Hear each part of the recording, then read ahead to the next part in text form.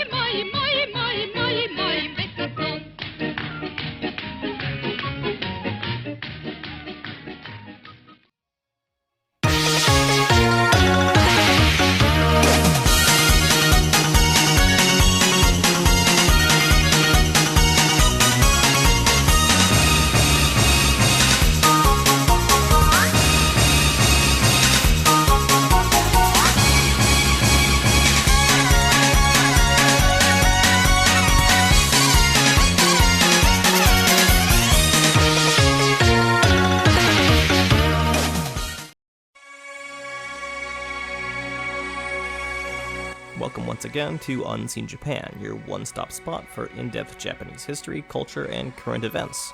I'm Noah Oskow, and today we're taking a dive into a sort of dual history, one which takes place on the exact furthest ends of the Asian continent.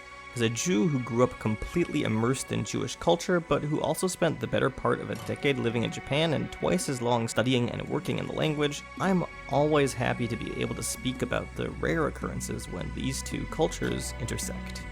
I hope you'll enjoy this history as well, and if you do, give us a like and a subscribe, or leave a comment about what you thought about it. Anyway, yalla kadima, and sasoku hajimeyou. On with the show. So, Mayim Mayim. Mayim Mayim is easily among the best-known Israeli folk dances in the American Jewish community. I know that might not sound like a major superlative, but believe me, it is. Anyone who's ever been a Jewish child and been to Jewish daycare, Hebrew school, summer camp, even synagogue will invariably have danced to its easy-to-learn Hebrew refrain dozens of times. Israeli folk dancing is a big deal. Joyous dance is a major part of Jewish celebration, or as we call such an occasion in Hebrew, simcha. And Mayim Mayim is probably only second to the world-famous Hava Nagila in the rankings of the most danced Jewish folk songs. But unlike Hava Nagila, whose tune is associated with Jews by people the world over, Mayim Mayim isn't really a song I'd ever expect someone without a good deal of experience in the Jewish community or with Israel to know about. It's a song I associate entirely with being in a Jewish space, which makes the fact that it's incredibly well-known in Japan all the more interesting. And Mayim Mayim isn't just a song some Japanese people may have heard of at some point. More than likely, any given person in Japan will have had the experience of joining hands and dancing in a circle to this catchy folk song. The song has been a staple of Japanese gym classes for more than half a century. Beyond that, it's been used as TV and anime theme songs, featured in Japanese movies, and is even the subject of Japanese internet memes. Mayim Mayim is its own cultural entity in Japan, known by just about everyone, even if they might not have any idea where the song came from or what it means. So just what is this catchy Hebrew tune about, and how did it end up becoming such a staple so far away from its Middle Eastern birthplace?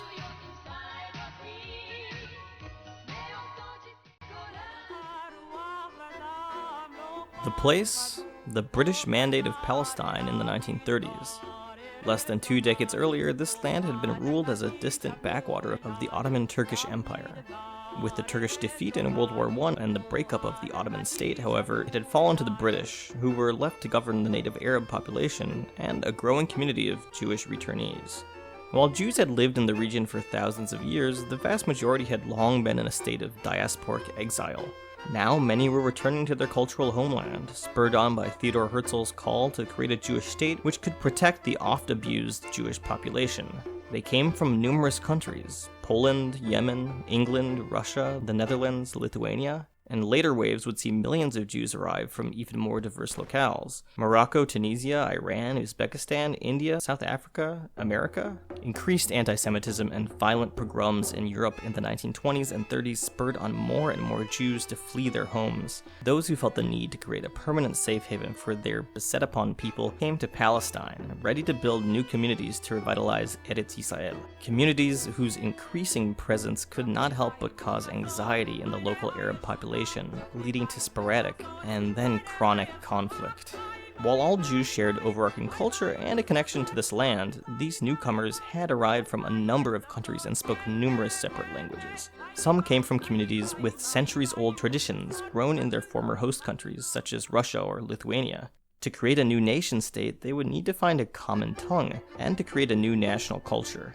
The first of these was accomplished by the near-miraculous revival of Hebrew, long used only in liturgy, as a living language. The second came about via the efforts of a handful of dedicated men and women who looked deep into the Jewish past and combined it with elements of the varied worldwide Jewish cultures, crafting something almost ancient, almost brand new.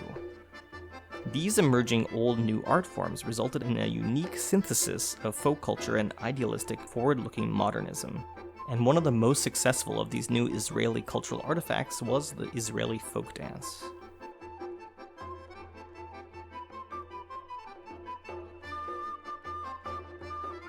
Dance has always been an important part of Jewish cultural life. The Torah, known as the Old Testament to Christians, and the equally important Talmud contain over 30 separate words for dance movements. In the 18th century, the then new Hasidic movement, itself focused on intertwining religious practice with unburdened joy, incorporated ecstatic dance into their praying. Throughout Europe and the Middle East, Jewish communities adopted and modified local dance cultures into their own. The new Jews of Eretz Yisrael, however, were different. Their communities were more secular than religious. From 1909, with the founding of the first socialist collective kibbutz, they lived and worked the land together. For these idealistic men and women, dance became an aspect of everyday life. It was a way to express their togetherness, their communal aspirations towards the founding of a new state. At first, they danced in choreographies brought with them from their home countries. Polish Jews taught the polka and mazurka, Russian Jews taught the rondo, Romanian Jews the hora, and according to Dina Rudzinski, this last dance, the hora, which involves clasping hands and touching shoulders, came to symbolize the pioneers' new Zionist socialist ideology of equality, solidarity, and unmediated contact with each other and the earth. Soon, however, these activists realized that maintaining a non-Jewish musical and dance culture would do little to further their nation-building goals. Rivka Sturman and Gurit Kadman, two women of the era, set out to found a new Israeli dance culture. They sought to recreate the dances spoken of in the Torah, but with none of these having been passed down through the ages, they needed to recreate them as best they could. Sturman and Kadman created a synthesis of aspects of Yemeni and Hasidic Jewish dances and those from non-Jewish Europe, adding in what they observed from the local Arab, Druze, and Circassian cultures. They believed, in a somewhat Orientalist manner, that, like the Yemeni Jews, the Arabs had it closer to the biblical ideal than Jews who had long lived in Europe. The result was an energetic, exciting new form of dance, actively promoted by the Jewish communities themselves, as well as the local Jewish self-government, the Yishuv. Israeli folk dance blossomed into a true cultural staple over the decades. These days, hundreds of Israeli dance sessions occur each week in Israel, and the annual Carmel Dance Festival draws in 250,000 participants a year. Israeli folk dance has also spread to the diaspora, where young Jews like myself joined in dance sessions at synagogue, Hebrew school, and summer camp. Israeli folk dance is now so ingrained that it often feels just as folksy as the name implied, like an old tradition created by anonymous choreographers from ages long gone. Of course, that isn't quite the case. In 1937, a little more than a decade before the State of Israel would come into existence amidst terrible war, water was found in the desert. Kibbutz Na'an, founded in 1930 in central Mandatory Palestine, had been searching for a nearby viable water source for 7 years. With water finally discovered and a deep well newly dug, the longevity of their community had just been reassured. To celebrate, a water festival was planned, and for such a festival, a new dance was called for. Elsa de Blone, a choreographer, had arrived to the British Mandate the year before, leaving an increasingly anti-Semitic and dangerous Germany behind her. She'd moved to northern Kibbutz Yagur, where she'd struck up a working relationship with composer Yehuda Sheret. When they received an invitation to create a new dance for Na'an's water festival, they knew just the right song to use. Sheret had only recently set a line from the book of Isaiah to music. The biblical quote he'd chosen could not have been more fitting for the occasion. Ushavtem Mayim bisason mimhaye hayeshua.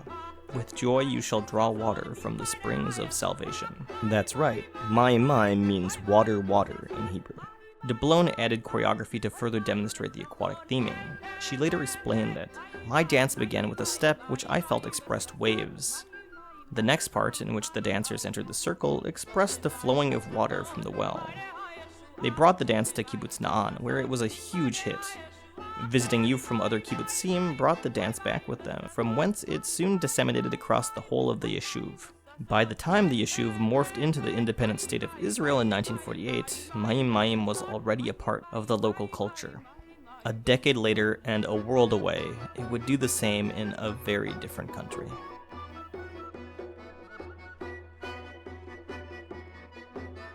In the early 1950s, on the exact opposite end of Asia from Israel, Japan was in the midst of its difficult recovery from the devastation of World War II.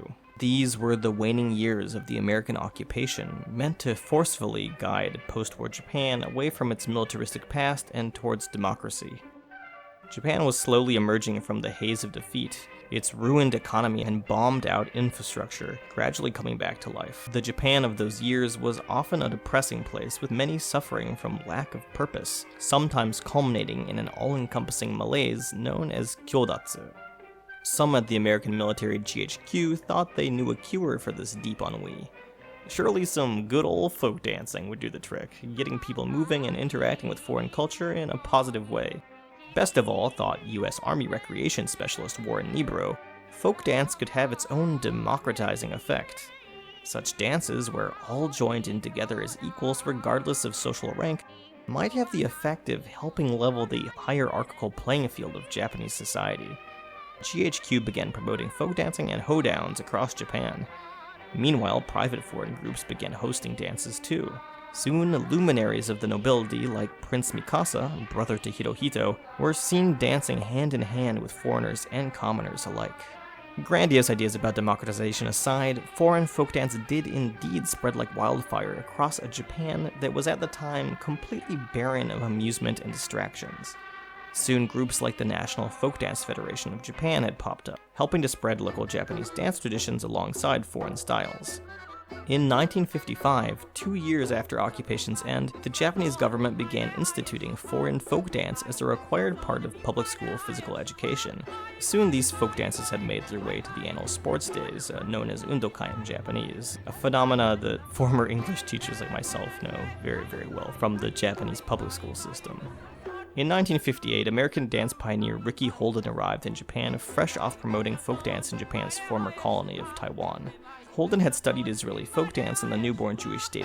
He introduced Mayim Mayim to Taiwan, where it too became a huge hit, and it seems he may have done the same for Japan. Mayim Mayim made its way from YMCA folk dance lessons to labor movement meetings, where the song was used to help bring in crowds. The socialist authors of the dance would probably have appreciated this fact. It became a standard in the movement, but more lastingly, also became a regular feature of Japanese elementary schools nationwide. Truly, it was a case of water, water everywhere. Like the drip, drip, drip of water from a spigot, over the decades Mayim Mayim slowly soaked into the cultural consciousness of Japan. The tune, now ubiquitous, began showing up in unexpected places. In 1984, it was used as the ending theme to the quiz show Appare Gaijin Don Bishari. The show focused on teaching foreigners about Japanese culture, but used an Israeli song as its anthem. The same version of that song, complete with Japanese lyrics, was used as the opening of the children's show Pakkun Tamago. Let's take a quick listen.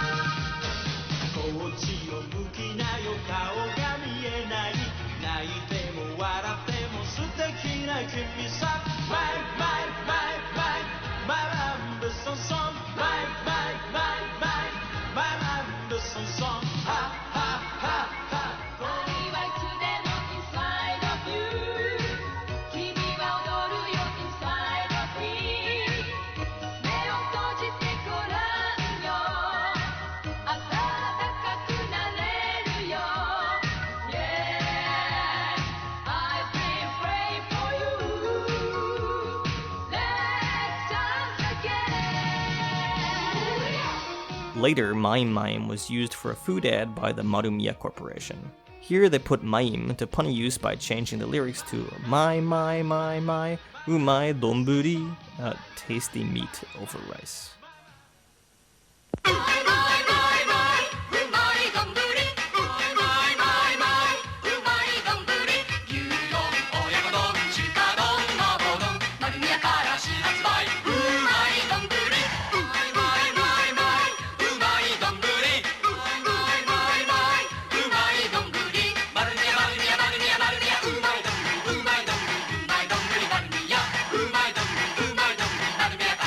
The references don't stop there. I've already mentioned Mayim Mayim's cameo in Only Yesterday in 1991. In 1995, it famously appeared in Konami's near-pornographic game Sexy Parodius.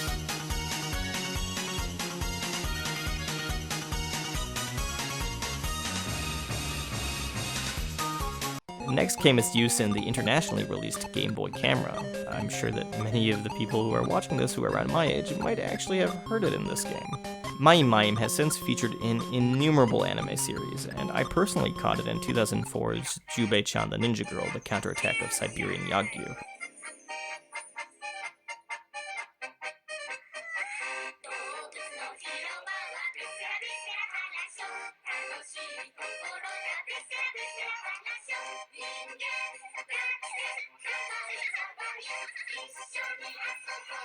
And how about a hilariously dramatic usage from the 2017 comedy film Teichi Battle of Supreme High?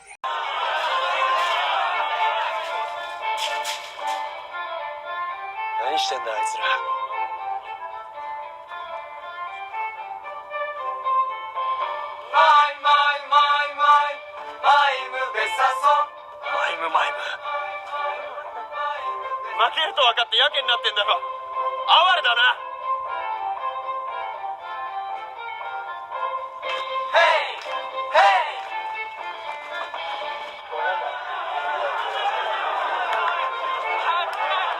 輪が大きくなってる。マイムマイムの不思議なメロディー。子供の頃から刻まれてるリズムにみんな飛びついた。輪はどんどん大きくなった。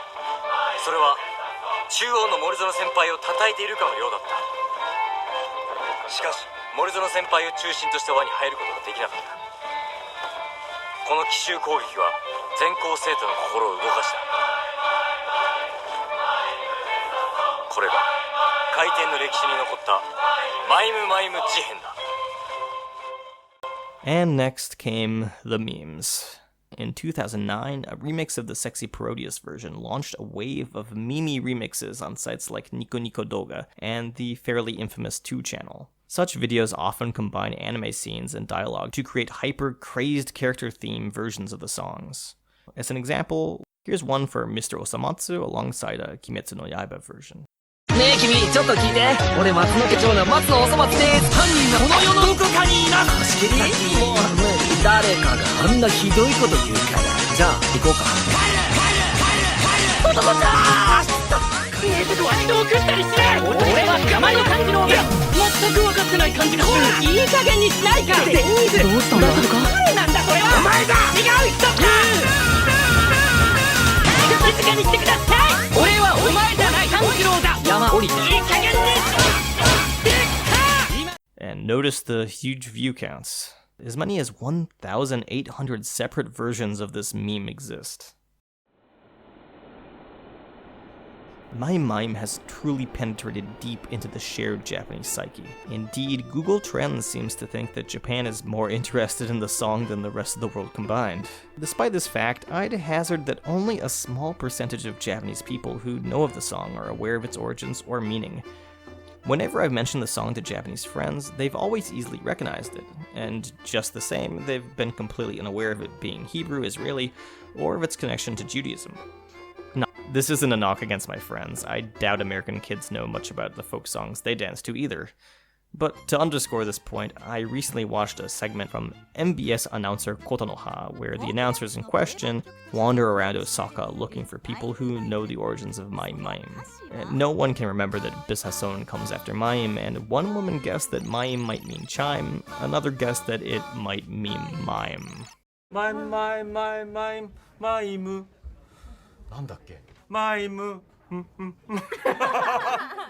Their quest takes them to a recycle shop where they find a folk song compilation. The CD's first track is Mayim Mayim and informs them that it comes from Israel. They decide to find an Israeli to tell them more. イスラエルの方に聞いたら、どこにイスラエルの方いるんですか？イスラエルの方どこにいらっしゃるのかな？イスラエル料理店とか？あありましたっけ？ Finally, they reach Rudy's Club Delicious, an Israeli restaurant that lies beneath Higashi Umeda Station. I've been there before myself. I believe I talked to Rudy, and I remember that they had pretty good schnitzel. Rudy explains to them the song's biblical origins, while a cartoon insert shows ancient Israelites dancing around a well. The ancient Israelites in question are for some reason wearing hijabs and Saudi Arabian thobes, but, well, I guess they tried. Inaccurate portrayal of Jews aside, this segment shows just how much this earworm of an Israeli folk song has become a part of Japanese culture. Created to celebrate the thriving of a reunited people in the desert, and later used to harden the doldrums of a recovering post-war society, Mayim Mayim continues to bring people together in far-flung locales worldwide. And for myself, it serves as a rare, small stream through which my Jewish identity connects with the larger Japanese culture I so often engage with and exist within. I'd happily draw water from such a spring.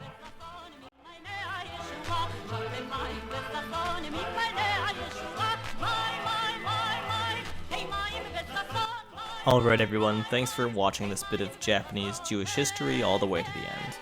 Any chance Mayim Mayim is as stuck in your head now as it is in mine? We'll be back soon with more content about Japanese history and culture. If you want even deeper dives into Japanese history, I can suggest my videos on the colonization of Hokkaido and on modern Japan's worst volcanic eruption. If you want even more in-depth content, our main website has hundreds of original essays on topics ranging from Mishima Yukio to Sugihara Chiune. Sugihara, often called the Japanese Schindler, is another topic where Japanese and Jewish history converge. Once again, if you like what you heard, give us a like, a subscribe, write us a comment, and if you'd like to support what we do, we'd be honored to have you as a patron. I've been Noah Oskow, so until next time, Lehitraot and Matane.